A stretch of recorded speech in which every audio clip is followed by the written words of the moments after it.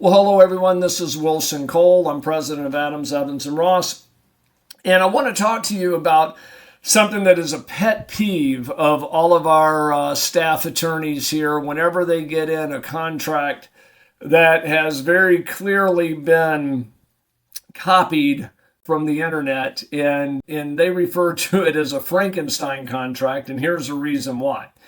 A lot of times these contracts that you see out on the web, people modify, because they think that, perfect example, they're in New York, so they say, hey, jurisdiction is in the state of New York. That's great. And then it goes on. It may have some wonderful stuff. And I tell you what, that jurisdictional clause in New York may be perfect for them because they're sitting in Buffalo or they're sitting in Manhattan or wherever the case may be.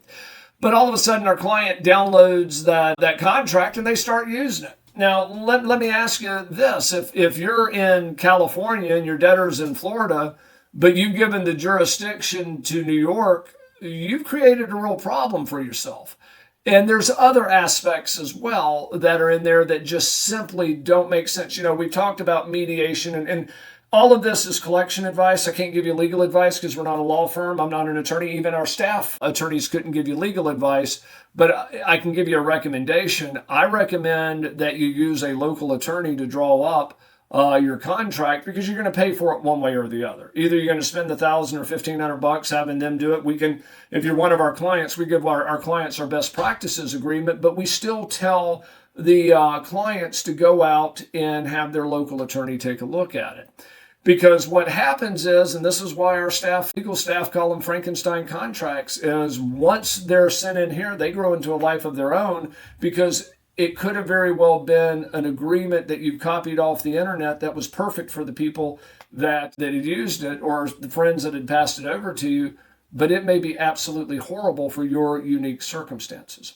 If we can help you with any collections, once you become a client, we can give you our best practices agreement that will save you a ton of time and a ton of money when you do go see the attorney because the attorney will review it, but they charge much less to review a contract versus writing it from scratch. But if we can help you with a collection, go to our website at staffingdebt.com and you can book an appointment to discuss your collection issue with either myself or one of our staff attorneys. Hey guys, it's Wilson again, and this video was brought to you by Adams, Evans, and Ross. And if you like the video, please make sure that you click on the subscribe button and also like the video. If you have any questions or comments, please leave those below as well. If you'd like to learn more about our company, please visit our website at staffingdebt.com. And also remember, if there's no collection, there's absolutely no cost at all.